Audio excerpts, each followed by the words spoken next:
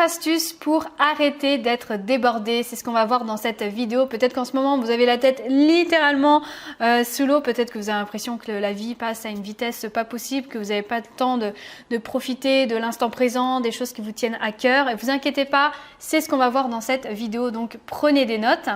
En tout cas, j'espère que vous allez bien. Si vous ne me connaissez pas, moi je suis Eva Doriac, coach en développement personnel et professionnel et j'aide les femmes toujours à trouver un meilleur équilibre dans leur vie pour qu'elles se sentent plus alignées à leur mission de vie, que ce soit des femmes entrepreneurs ou non.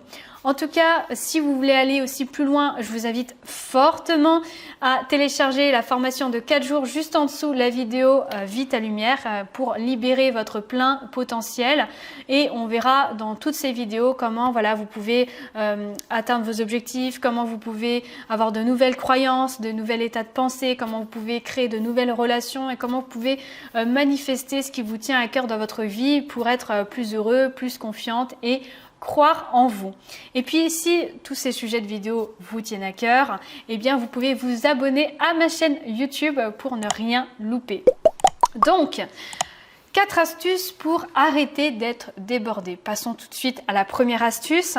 Déjà, c'est qu'est-ce que vous voulez changer dans votre vie en ce moment? Parce que quand on est débordé, on n'a même pas le temps en fait de se poser la question qu'est-ce qu'on a envie de changer en fait tellement qu'on est déjà encore plus dans le futur. Donc l'idée c'est d'arrêter d'être dans le futur, arrêter d'être dans le passé et d'être là, ici, maintenant, dans le présent.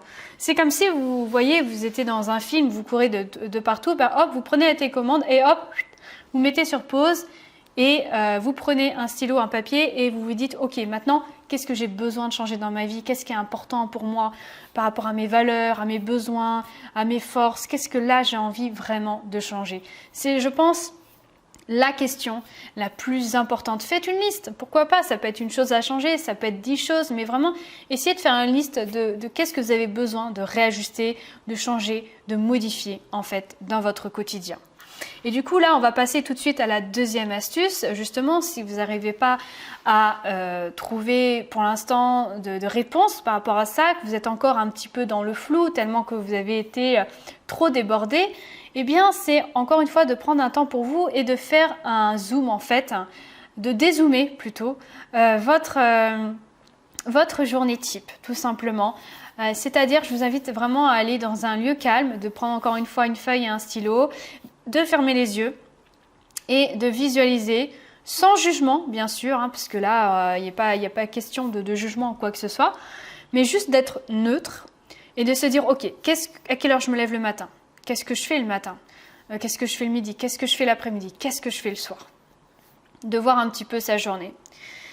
Et là, peut-être que vous allez voir qu'il y a des choses, des habitudes dont vous avez peut-être plus besoin ou des habitudes en fait qui vous desservent. Peut-être vous avez envie de lire le soir, mais le soir, avant de vous coucher, vous scrollez, vous regardez Facebook, Instagram et en fait, le fait de scroller, vous êtes fatigué, puis après vous n'arrivez plus à dormir, puis après vous passez une mauvaise nuit parce que vous avez été sur les écrans peut-être. Ou peut-être que le matin, vous avez envie de faire une activité physique. Mais encore une fois, au petit déjeuner, vous jouez à des jeux sur le portable et le fait d'avoir joué sur des jeux, déjà vos 15 minutes sont parties et puis là, il faut se mettre au travail. Et hop, vous n'avez pas pu faire l'activité physique en fait qui vous tenait à cœur. Donc, vraiment, essayez de voir vraiment votre journée type et de voir un petit peu quelles sont les habitudes en fait qui vous desservent plus qu'autre chose. Une fois que vous avez fait ça, on va passer à la troisième astuce. La troisième astuce, tout simplement, c'est la suite logique, c'est de voir qu'est-ce que j'accepte de lâcher ou de changer. Qu'est-ce que j'accepte de laisser mourir ou qu'est-ce que j'accepte de changer temporairement.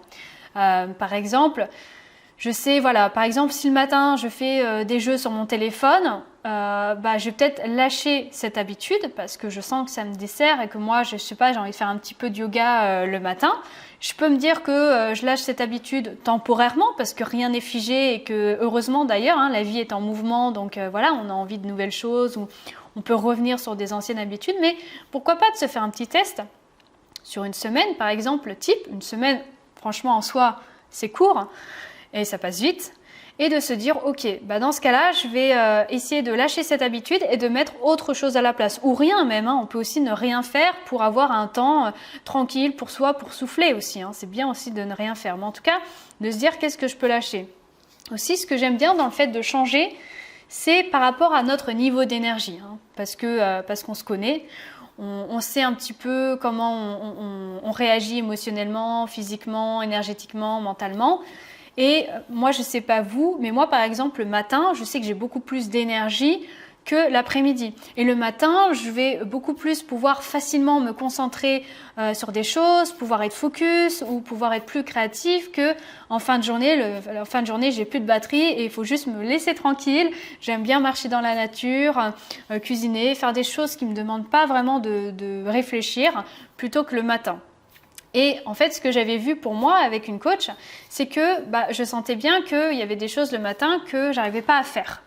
Et donc, je me suis dit, dans ce cas-là, je vais changer ma routine pendant une semaine et je vais la modifier.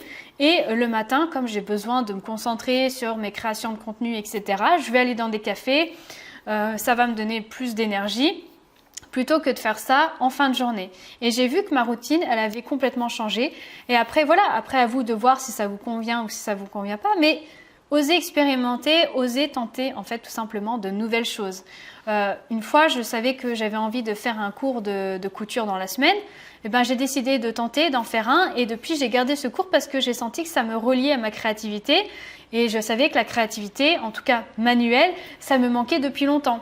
Et donc, je pense que ça peut être intéressant pour vous soit de lâcher des choses ou soit de changer ou de modifier. Et enfin, la dernière chose que je vous invite à faire, la dernière astuce, c'est prenez, s'il vous plaît, l'habitude de noter en fait. Parce que ça, c'est vraiment le truc tout bête qui peut nous arriver, mais on a l'impression d'être débordé, mais parce qu'on n'a pas noté en fait. On se fait confiance, on se dit ok, j'ai tout dans la tête, sauf que il se passe tellement de choses. Il faut savoir que on produit, je crois, plus de 60 000 pensées par jour.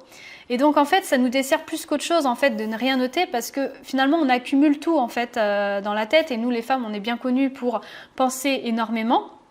Donc si non seulement on a plein de choses dans la tête et qu'en plus on note pas, ça va être encore très très compliqué pour être moins débordé. Donc moi ce que j'aime bien faire c'est de prendre mon portable et de noter en fait des rendez-vous importants ou des dates d'anniversaire ou des choses que j'ai envie de faire qui me tiennent à cœur sur mon calendrier Google, de noter des petites choses et comme ça m'envoie une notification et je sais que après au jour J soit je le fais soit je le fais pas, mais en tout cas je sais que je l'aurai noté. Donc vraiment soit vous prenez un petit carnet avec vous, soit une application sur votre téléphone, peu importe, mais vraiment notez parce que je vous assure que prendre cette habitude au quotidien, ça va vraiment vous changer la vie. Et si vous vous sentez débordé le soir avant de vous coucher, pareil, vous pouvez écrire, noter vos pensées, tout ce qui vous déborde, hop, et revoir ça pour le lendemain matin. Ok ? En tout cas, j'espère que cette vidéo vous aura plu et que du coup, vous allez être beaucoup plus légère et sereine par la suite. Si elle vous a plu, laissez un petit pouce bleu et moi, je vous dis à très vite dans la prochaine vidéo.